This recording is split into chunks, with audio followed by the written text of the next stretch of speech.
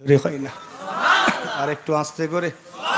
জি গা শুনে রেখে দিন, নিজেকে নবীর আশিক বানিয়ে নিন, নবীর পাগল বানিয়ে নিন।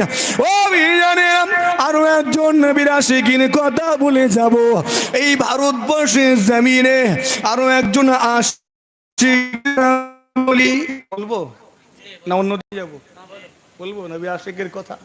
আজ থেকে ৯৯ বছর আগেকার ঘটনা বলছি, 1923 সালের ঘটনা। নবীর একজন আশিকের কথা বলছি। পেশায় কি ছিল? কাঠমিস্ত্রি। কেউ মাঠে চাষাবাদের এসব কাজ করি, কেউ রাজমিস্ত্রির কাজ করি। আপনার এলাকায় তো আবার মার্বেল টাইলসেরও কাজ কিছু মানুষ করেন, কথা ঠিক না ভুলবো? আল্লাহ যে যা কাজ করছে প্রত্যেকের হালাল রুজি রোজগারে বরকত দান, বলি আল্লাহুম্মা আমিন। শুনে রেখে দিন, এই ভারতবর্ষের জমিনে আমার নবীর একজন আশিকের কথা বলে যায়। জি হ্যাঁ, নামটা হলো ইলমুদ্দিন। 1923 সালে পরাধীন ভারতের কথা বলে যাচ্ছি। পেশায় ছিল কাঠমিস্ত্রি, সামান্য একজন কাঠমিস্ত্রি। আমার নবী পাককে কেমন মুহাব্বত করেছিলেন, কেমন ভালোবেসেছিলেন, কেমন প্যার করেছিলেন। ও বিয়ানে জি শুনে রেখে দিন, তৎকালীন একজন লেখক, নাম হলো তার রাজপাল। রাজপাল নামক ওই লেখকটি একটা পুস্তক লিখলেন, একটা বই লিখলেন। বইটির নাম দিলেন রঙ্গিলা রসুল। বইটার নাম কি? রঙ্গিলা রসুল। সেই পুস্তকে এই রাজপাল নামক ব্যক্তিটা আমার নবী পাকের শানে গুস্তাখি করলো, ছোট বড় কথা লিখলো। আমার নবী পাকের শানে অনেক বিয়াদবিমূলক কথা রঙ্গিলা রসুল নামক পুস্তকে লিপিবদ্ধ করলো। ও জি যখন রঙ্গিলা রসুল নামক পুস্তকে আমার নবী পাককে অপমান করা হলো, সেই যুগে সমস্ত নবীর আশিকেরা, নবীর পাগলেরা, নবীর দিওয়ানাগণেরা রাস্তায় নেবে প্রতিবাদের ঝড় তুলেছিলে। যেমন গত কয়েকদিন আগে নূপুর নামক কুকুরটা আমার নবীকে নিয়ে গুস্তাখি করলো, কথা ঠিক না ভুলবো? হ্যাঁ, আমার নবী পাকের সনে গুস্তাখি করলো। নবী পাকের যত আশিকে ছিল তারা প্রত্যেকে রাস্তায় নেমেছিল, প্রতিবাদ করেছিল। জোরে হয় না সুবহানাল্লাহ? জি হ্যাঁ। কিন্তু আমি লক্ষ্য করেছি, আপনারা লক্ষ্য করেছেন কি না জানি না, যারা আল্লাহর ওলিদের দলের মানুষ এরাই খালি প্রতিবাদ করলো। আর যারা আজকের দিনে নানান রকম দল তৈরি করেছে ওদেরকে দেখতে পাইনি। কিন্তু আপনারা পেয়েছেন নাকি? হ্যাঁ, পাননি? এই হারামখোরগুলোর কাজ কি জানেন? ভালো আহলে সুন্নাত ওয়াল জামাত থেকে কেটে কেটে নিজেদের দল তৈরি করা। কথা বুঝছেন না? হ্যাঁ, মানুষ মদ খেচ্ছে, জুয়া খেলছে, সাট্টা খেলছে, পাশা খেলছে, জেনা ব্যভিচারে লিপ্ত হয়ে যাচ্ছে। জি হ্যাঁ, আজকে ইমানদারের চাকরি নাই, এত কিছু হচ্ছে। মুসলমানদের এই দুরবস্থা। ও একটা কেউ দেখেছেন চিৎকার করতে? হ্যাঁ, আওয়াজ দিতে দেখেছেন, প্রতিবাদ করতে? কাউকে দেখতে পাইনি, অনশনতেও দেখতে পাইনি। কারা করছে? আল্লাহর ওলিদের অনুসারীরা। একবার জোরে হয় না? আর একটু আস্তে করে। কেন? এরা নবীকে ভালোবাসে, মুহাব্বত করে, পিয়ার করে। তাই আমার নবী পাকের শানে যখন কেউ গুস্তাখি করে এরা সহ্য করতে পারে না, এদের অন্তরে কষ্ট হয়, এরা সহ্য করতে না পেরে প্রতিবাদ করে। আর কিছু দোগেড়ে চাং আছে, এরা একটু ঘরোয়া ভাষা বলছি, রাগ হচ্ছে নাকি গো? এরা দুদিকে আছে। এসে আপনাকে বলবে কেন এরকম করছিস, থাক না, ও কে বলেছে কিছু করতে পারবি, ও সব ঠিক হয়ে যাবে। আপনি প্রতিবাদ করছেন, আপনার প্রতিবাদটাই আবার সে আবার উল্টে দমাতে চেষ্টা করবে। ঠিক বলছি না ভুল গো? আপনার এদিকে হয়েছে নাকি? হ্যাঁ, এরা আবার শিক্ষিত সাজতে চায়। কি সাজতে চায়? এরা আবার সমাজের শিক্ষিত সাজতে চায়। দুনিয়ার ডিগ্রি তোমার আছে কিন্তু অন্তরে আমার নবীর মুহাব্বত নেই। কথা ঠিক না ভুল গো? ওর কোনো মূল্য নেই, কোনো দাম নেই। জান্নাতে যাওয়ার জন্য ডিগ্রি দরকার নাই, জান্নাতে যাওয়ার জন্য যোগ্যতার দরকার থাকে না জান্নাতে যাওয়ার জন্য, কোন রকমের ট্যালেন্টের দরকার থাকে না জান্নাতে যাওয়ার জন্য, রূপের দরকার থাকে না জান্নাতে যাওয়ার জন্য, জিহাদ বেশি বুদ্ধিমান হওয়ার দরকার থাকে না জান্নাতে যাওয়ার জন্য। দরকার একটা সুন্দর ঈমানের, সেই ঈমান যদি তোমার অন্তরে থাকে আল্লাহ তোমাকে অবশ্যই জান্নাতে দাখিল করাবেন। জোরে হয় না সুবহানাল্লাহ। জান্নাতে যাওয়ার জন্য বেশি শিক্ষিত হওয়ারও দরকার নেই, দরকার একটা নির্ভেজাল ঈমানের। কথা ঠিক না ভুল? যে ঈমানের মধ্যে কোনো ভেজাল নেই, ওই রকম ঈমান যদি তোমার থাকে কারোর বাপের ক্ষমতা নেই তোমাকে জান্নাতে যাওয়া থেকে আটকায়। একদিন না একদিন জান্নাত। তাহলে অনেক মানুষ তো পড়তেই পারে না, তারা জান্নাতে যাবে না? এই কথা বলে না কেন? কথা বলে না কেন? না, একটু ভালো রূপ সৌন্দর্য থাকা দরকার তবে জান্নাতে যাবে। তাহলে মুশফিকিন সিদ্দিকী যাবেই না। কথা ঠিক না ভুল গো? হ্যাঁ, তো এগুলোর দরকার নেই। তো দরকার কি? সুন্দর একটা ঈমানের, এটা যদি থাকে আল্লাহ ঠিকই জান্নাত নসিব করবেন। জোরে হয় না? আর একটু আসতে। মুসলমানের ছেলেরা, ও নওজওয়ানেরা, তরুণেরা, আমার মুরব্বী থাকতে পারে না, নবী পাকের শানে গুস্তাখি করা হয়েছে, প্রতিবাদ করেছিল, কিন্তু ইলমুদ্দিনের প্রতিবাদটা একটু অন্যরকম। কি সাজা সরতন সে জুদা গুস্তাখে রাসূল যদি তুমি কও তোমার সরটাকে শরী থেকে আলাদা করে দেওয়া।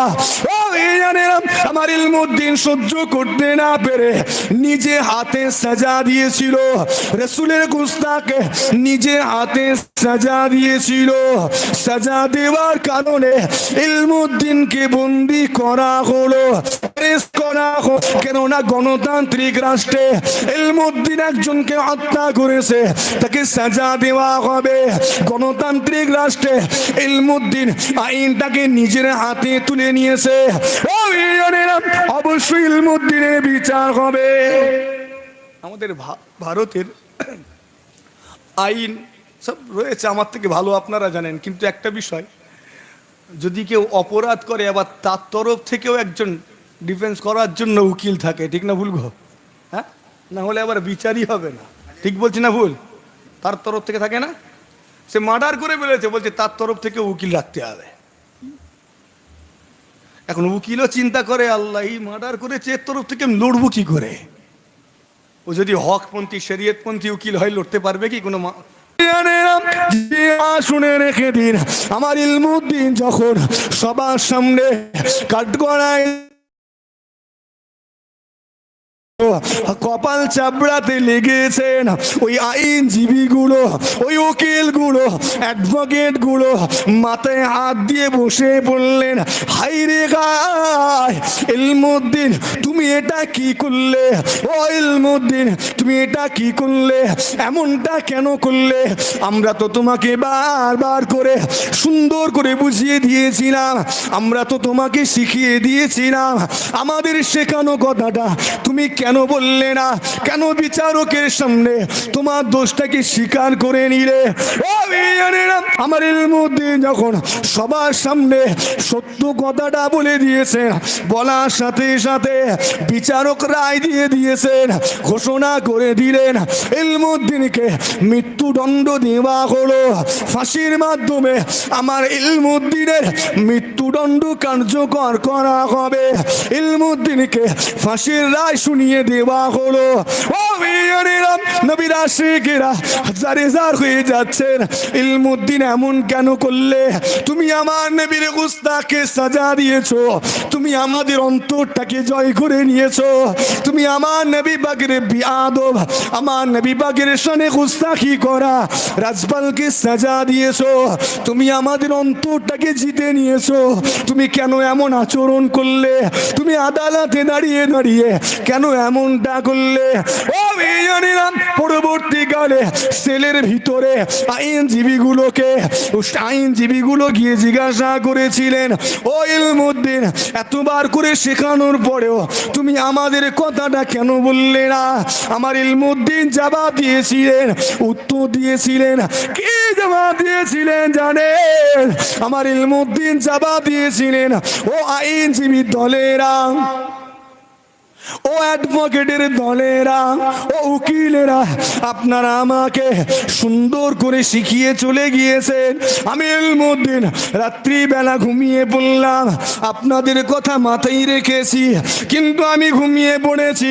ওই রাত্রিতে যখন আমি ইলমুদ্দিন ঘুমিয়ে পড়লাম, ঘুমিয়ে আমি ইলমুদ্দিনের সাথে আমার নূর নবীর দিদার খানা নসিবি হয়ে গিয়ে। আমার ইলমুদ্দিন বলতে লেগেছেন, ওই রাত্রিতে আমার সাথে আমার নূর নবী মায়ার নবী আমি ইলমুদ্দিনকে বলতে লেগেছেন, ও ইলমুদ্দিন দেরি করো না, ও ইলমুদ্দিন দেরি করো না, আমি রাসূল তোমার উপরে রাজি হয়ে গেলাম।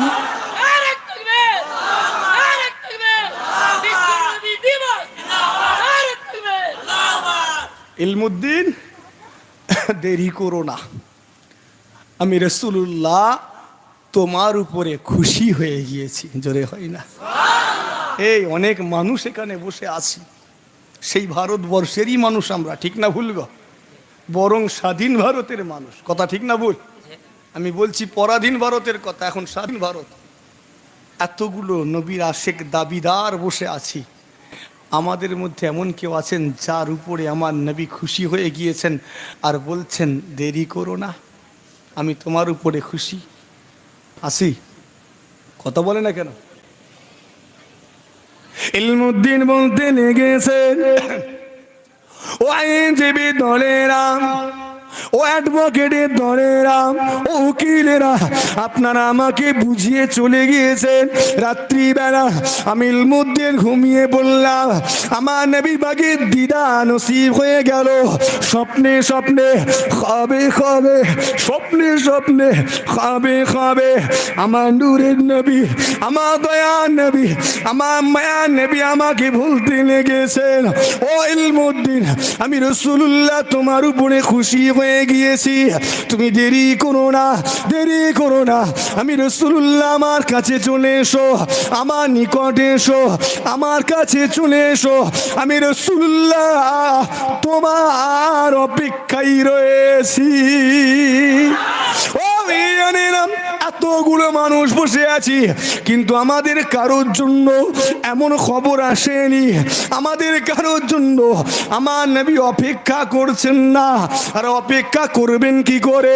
বেনামাজি হয়ে বসে আছি, বেরোজগার হয়ে বসে আছি, সুদখোর হয়ে বসে আছি, ঘুষখোর হয়ে বসে আছি, মদখোর মাতাল হয়ে বসে আছি, জুয়ারি হয়ে বসে আছি, জিহা লটারি খোর হয়ে বসে আছি, আজকে দিনে মা বাপকে জুলুম করে বসে আছি। ও জানেন, জি হ্যাঁ, আমার নবী আমাদের মতো উম্মতের জন্য অপেক্ষা করবেন না, বরং আমাদের মতো গুনাহগার গুলোকে লাথি মেরে মেরে বের করে দেবেন। দূর হয়ে যা, বের হয়ে যা, তোদের বলেছিলাম নামাজ পড়তে, আমার কাছে কেন এসেছিস? তোদের বলেছিলাম রোজা রাখতে, বলেছিলাম হজ করতে, বলেছিলাম যাকাত দিতে, এগুলো কেন পালন করিস না? এখন আমার কাছে কেন এসেছে? মুসলমান সতর্কতা অবলম্বন করুন, নিজেকে সংশোধন করুন, পরিবর্তন হয়ে যান। আমার ইলমুদ্দিন বলতে লেগেছেন, আমার নবী যখন আমাকে আমার জন্য অপেক্ষা করছেন, আমি ইলমুদ্দিন থাকতে পারি না। আমার নবী আমার জন্য অপেক্ষা করছেন, এজন্য আমি ইলমুদ্দিন দুনিয়ার সমস্ত কিছু ছেড়ে দিয়ে আমার নবী পাকের কদমে হাজিরা দিতে চাই। আমার নবী অপেক্ষা করছেন আমার জন্য, আমার দুনিয়ার কোনো কিছু চাই না, ঠিক না বলবো? আর কি চাই? সব ফেলে দেবো। আচ্ছা, আমার জন্য যদি আমার নবী রাজি হয়ে যান এখন, আর দুনিয়ার কিছু চাইবো আমি? জোরে বলেন, চাইবো? কি দরকার? সব কিছু লাথি মেরে দিয়ে আমার নবী পাকের কদমে জায়গা করার জন্যই তো এত কিছু করছি, ঠিক না ভুল গো? আপনি এত কিছু করছেন কেন? যে আমার নূরের নবীর কদমে একটু জায়গা নেব, ব্যাস জীবনটা ধন্য হয়ে যাবে। জোরে হয় না সুবহান? তো আমার মূল কাজ তো হয়ে গেছে, আবার কি? আমার নবী আমায় ডাকছে। জি হ্যাঁ, শুনে রেখে দিন, আমার ইলমুদ্দিনকে সাজা দেওয়া হলো, ফাঁসি দেওয়া হলো। ফাঁসি দেওয়ার পরেতে ইলমুদ্দিনের নামাজে জানাজা অনুষ্ঠিত হবে। ও বীরেরা, নবীর একজন আশিক শহীদ হয়ে গিয়েছেন, আজকে দিনে তার নামাজে জানাজা অনুষ্ঠিত হবে। সেই জানাজা নামাজে কে ইমামতি করেছিলেন? নবীর আশিক শহীদ হয়ে গিয়েছেন, তার জানাজা নামাজের ইমামতি করেছিলেন তৎকালীন ভারতবর্ষের সর্বশ্রেষ্ঠ বুজুর্গ ব্যক্তিটা, আল্লাহওয়ালা ব্যক্তিটা, তার নামাজের ইমামতি করেছিলেন। শুধু তাই নয়, তার নামাজে কাতারে কারা দাঁড়িয়েছিলেন? তৎকালীন বড় বড় আবেদ গণেরা, বড় বড় আলেম গণেরা, বড় বড় হাফিজেরা। জি হ্যাঁ, কারা দাঁড়িয়েছিলেন? তৎকালীন বড় বড় সাহিত্যিকগণ, বড় বড় কবিগণেরা ইলমুদ্দিনের নামাজে জানাজার কাতারে দাঁড়িয়েছিলেন। জি হ্যাঁ, নামাজের পরে যখন নবীর আশিকের লাশটাকে কাঁধে করে নিয়ে যাওয়া হচ্ছে, এই সমস্ত আলিমগুলো, এই সমস্ত হাফেজে কোরআনগুলো, এই সমস্ত ব্যক্তিগুলো, সাহিত্যিক কবিগুলো, তারা ইলমুদ্দিনের লাশটাকে নিজের কাঁধে নেওয়ার জন্য কাড়াকাড়ি করেছিলেন। একটু আমাকে সুযোগ দাও, নবীর আশিকের লাশটাকে আমার কাঁধে রাখতে চায়, নবীর আশিকের লাশটাকে নিজের কাঁধে রেখে নিজেকে ধন্য করে নিতে চায়, একটু আমাকে সুযোগ দাও। ও বিয়ানীরা, জি হ্যাঁ, শুনে রেখে দিন, ইলমুদ্দিনের লাশটাকে যখন কবরে নামানো হলো, লাশটা নামানোর পরে তৎকালীন বড় কবি আল্লামা ইকবাল রহমাতুল্লাহ আলাইহি, জি হ্যাঁ, যিনি বর্তমানে পাকিস্তানের জাতীয় কবি, পাকিস্তানের জাতীয় সঙ্গীতটা যিনি লিখেছিলেন, শুধু পাকিস্তান নয়, ভারতবর্ষের দ্বিতীয় জাতীয় সঙ্গীতটা যার লেখা। কথা ঠিক না বল? এই ভারতের জাতীয় সঙ্গীত কটা? হ্যাঁ, একটা উত্তর পেয়েছি, আর বাকি সব একটা। সেটা একটু কি বললে খুশি হব, বলতে পারেন? কি হলো রে বাবু? ভারত ভাগ্য বিধাতা নাকি? হ্যাঁ, ইমান থাকবে, ইমান থাকবে। তোমার ভাগ্য বিধাতা কে? জোরে বলেন। আমার ভাগ্য বিধাতা হলেন আমার আল্লাহ। একবার জোরে হয় না সুবহান? এ ভারত আমার জন্মভূমি, এ ভারতকে আমি ভালোবাসি, এটা হলো আমার ইমান। কথা ঠিক না ভুল? হ্যাঁ, আমার ইমান শিক্ষা দিয়েছে নিজের জন্মভূমিকে, নিজের দেশকে রক্ষা করো, আর রক্ষা করতে গিয়ে যদি তোমার জান দিতে হয় দিয়ে দাও, শহীদ হয়ে যাবে। জোরে হয় না? আর একটু জোরে হয় না? আজ কিছু মানুষ আমাদের দেশভক্তি শিখাতে এসেছে, পাগলগুলো, হ্যাঁ, উন্মাদগুলো দেশের ভালোবাসা শিখাতে এসেছে। দেশকে কিভাবে ভালোবাসতে হয় মুসলমানদেরকে শিখাতে আসেনি। কেন? এদের পূর্বপুরুষগুলো শিখিয়ে দিয়ে গেছে দেশকে কি করে ভালোবাসতে হয়। কথা ঠিক না ভুল গো? হ্যাঁ, এদেশের জন্য আমার দাদা পীর তার মুরিদেরা লড়াই করেছেন, লড়াই করে নিজেদের জানটাকে কুরবান করেছেন এদেশের জন্য। জি, আজও এই ভারতবর্ষের মাটি তুলে নাকে দিয়ে ঠেকিয়ে টানো, সেই পূর্বপুরুষ ইমানদারদের রক্তের সুগন্ধ আজও পাবে। জোরে হয় না সুবহান? আর একটু আস্তে করে হয় না? দেশকে ভালোবাসাটা আমার ইমান। যদি কোনো মুসলমান দেশকে ভালো না বাসে, সে মুসলমান দাবি করতে পারবে না। কথা ঠিক বলছি না ভুল গো? হ্যাঁ, যদি তুমি মুসলমান হয়ে থাকো, তোমার যদি ইমান থেকে থাকে, এ দেশকে তোমাকে ভালোবাসতেই হবে। জি হ্যাঁ, এটা আমার দেশ। আজ কিছু মানুষ শেখাতে এসেছে কিভাবে ভালোবাসতে হয়। ওই দিল্লিতে চলে যা, ইন্ডিয়া গেটে দেখতে পাবি আমার এই জাতির পূর্বপুরুষেরা কেমন করে দেশকে ভালোবেসেছে। কথা ঠিক না ভুলগো? হ্যাঁ, সব গেটে নাম লেখা আছে, আছে না নেই? কথা কয় না কে, লেখা আছে না নেই? জি হ্যাঁ, লেখা আছে। মুজাদ্দেদে জামান হুজুর কেবলা মুরিদদেরকে বসিয়ে বললেন, বাবা দেরি করো না, দেশের জন্য ঝাঁপিয়ে পড়ো। মুরিদেরা সেনাবাহিনীতে যোগ দিল, সবার জানা আছে, আন্দোলন হলো, এগুলো আপনার জানা আছে, আমি আর বিস্তারিত বলতে চাই না।